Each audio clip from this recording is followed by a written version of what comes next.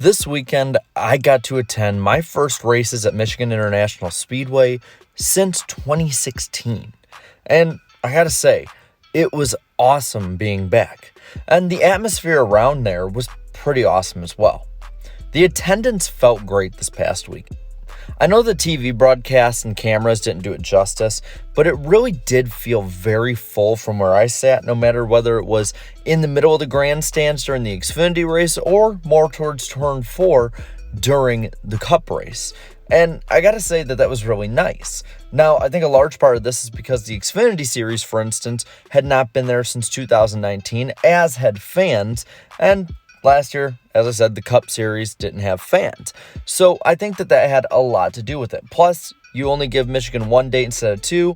Fans are going to flock to that one date. But it did feel great in person. Now, I want to say something right now. The atmosphere at Michigan was 100% normal, in my opinion. Yeah, there was a person here or there with masks, but it was by their own choice. The indoor masking policies don't affect the fan experience at all.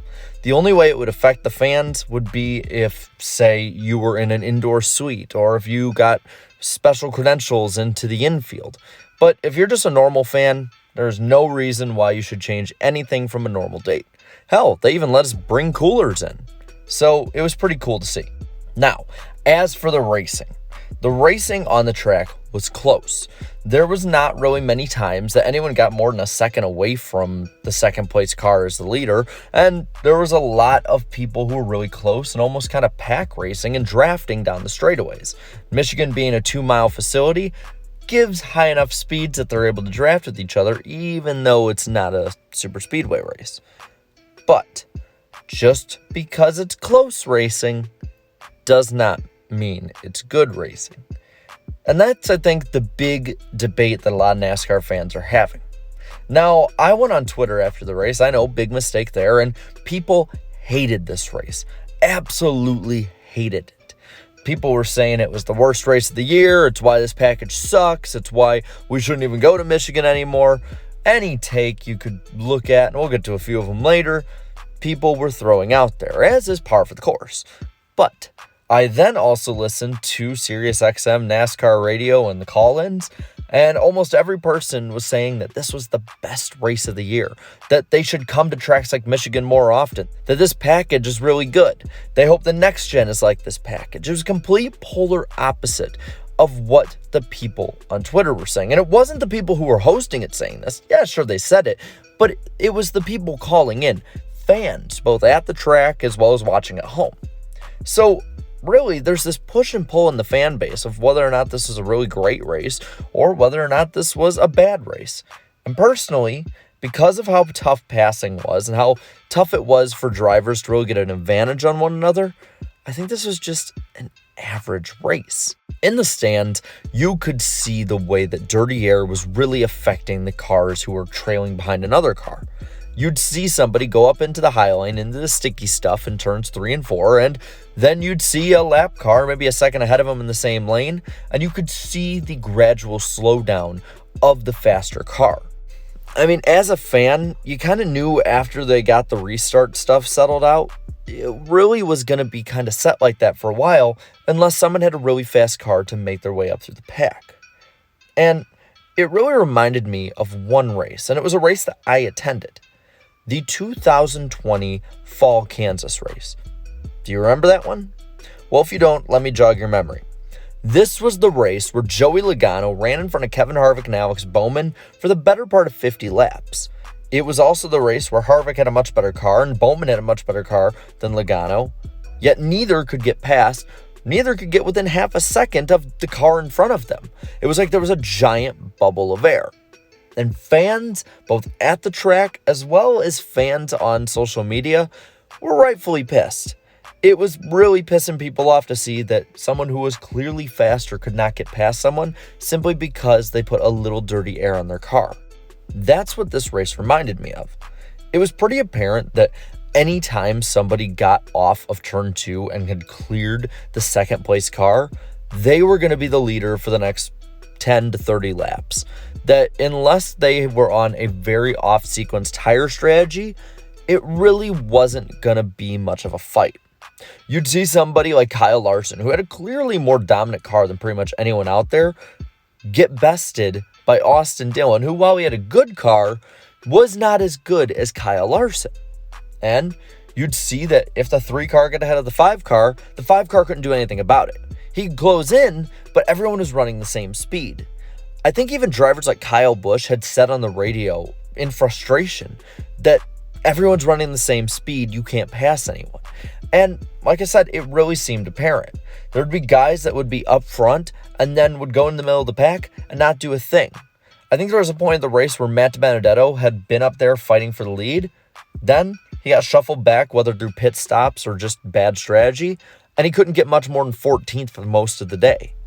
That was something that was really a theme of the day, and I gotta say, as a fan, it made the middle part of the race, especially parts of stage 2 as well as the final stage until that last caution, it really made it boring being in the stands. I mean, I looked around me, and in that middle part of the race, there were people falling asleep in the stands. That's not to say that the rest of the race was bad or the race as a whole wasn't at least decent, but it is to say that this race was not some giant barn burner that people are saying it is. Now, I want to fight back a little bit against the Twitter pushback. There was a ton of racing in the middle of the pack after restarts and for a good 10 laps. Now, I don't know if NBC didn't show it because, again, being at the race, I don't know whether what they're showing in the TV screens at the track is the broadcast or not. But I watched a lot of the racing from 15th on back, and it wasn't bad at all. In fact, I think it was actually really good and entertaining. But if they were focusing on the top 2 or 3 all day, I could see how people would hate this race. So I had mentioned it before. I'm not going to skirt over it. That rain call. The call that NASCAR made right with about 15 to go to call the caution for rain. Now, I saw a lot of people complaining that it wasn't raining. I'm going to tell you right now, someone's sitting right outside turn 4. It was raining enough that I could not use my phone because the screen was too wet. There were very big drops, and we really thought the way that we were looking around and the clouds were getting darker, that it could have been raining a lot heavier. After all, there were a lot of pop-up showers, so I can see where NASCAR's really coming from with this. And there were people that I know that were sitting in the middle of the front stretch who got pieces and spits of rain, and I know people who were sitting in turn 1 who got rain. Now, I think that under normal circumstances, I'd be pretty upset with this. But after the fiascos at COTA and New Hampshire due to rain, with NASCAR not throwing the cautions when they should have, I am going to applaud NASCAR and even say that NASCAR made the right call. NASCAR made the right call of being better safe than sorry. If there is any bit of condensation, slipperiness, or just lack of grip that doesn't need to be lost from these cars, then I think it is up to NASCAR to make sure their drivers are safe. So I will defend NASCAR on this. And I've had people who literally were not at the race telling me it wasn't raining. It was raining. It wasn't raining hard. It wasn't raining at a rate that would usually stop a race like that. But like we've talked about before on this channel, NASCAR needs to learn from its mistakes. Be better safe than sorry. Go back to basics. I've said all this stuff over and over and over again. And you know what? They did it. So let's applaud NASCAR for this one. Now, before we get to the finish, there was one other major part of the race that we should probably talk about, and it's the Austin Dillon crash. Listen, I kind of saw this coming a while before it happened. Dillon was very aggressive during the day. After all, he was fighting for a playoff spot, fighting for his season's life. And when he was racing Brad Keselowski, he was right on him, rubbing on him. It looked like from the stands he'd hit him. And a lot of us from the stands really thought that Brad Keselowski had intentionally wrecked him, because that's what it looked like. Now, after looking and listening to the radio, you can tell that he didn't, but it still was very unfortunate either way for Austin Dillon. But the big part of the race is the finish. And the finish, I think, is where we see the split in approval for this race. Ryan Blaney got the win, and he got the win due to a restart. After some craziness, crashes, and everything in between, Ryan Blaney managed to get up to the front, managed to get the push to get up into the lead, and once he was in the lead, all he had to do was play air games. He said it himself in his victory interview that he hated racing like that, but that's just the name of the game. And for a lot of people watching at home, they pretty much knew that once Blaney got clear of the pack, as long as he didn't screw it up, he would be able to score the victory. Now, a lot of people have liked that this race ended very closely, but if you look at the eye test, this finish really wasn't much of a contest. Ryan Blaney just had to hit his marks for a couple laps, get across the finish line first, he'd be the winner, no problem. Well, you know what? He did that. And from the stands, it was pretty clear about half of the people there pretty much knew he had the win. Now, I'm happy Ryan Blaney won. I like Ryan Blaney as a driver. And this is not to rip on him at all or say he doesn't deserve this win. He did what he had to do, and he got the win. Plus, that team's been pretty good at this 550 horsepower package this year. But this package is just as much of a problem now as it was earlier in the year and last year and just whenever it was thought up of. So I really wasn't too much of a fan of this finish. This race overall, I thought was decent. I thought it was an average NASCAR race. If I had to give it a rating out of 10, I'd give it a 5 out of 10. Not bad, but not really that good. But I had fun either way. It was a really great experience being there. And I would definitely go to Michigan again just because that party atmosphere is perfection. It is absolutely amazing being there. Everyone is so cool, so I got to go there again. But now, that's all I have to say. I want to hear what you have to say. What did you think of this race at Michigan? What would you give it out of 10 in the comments below?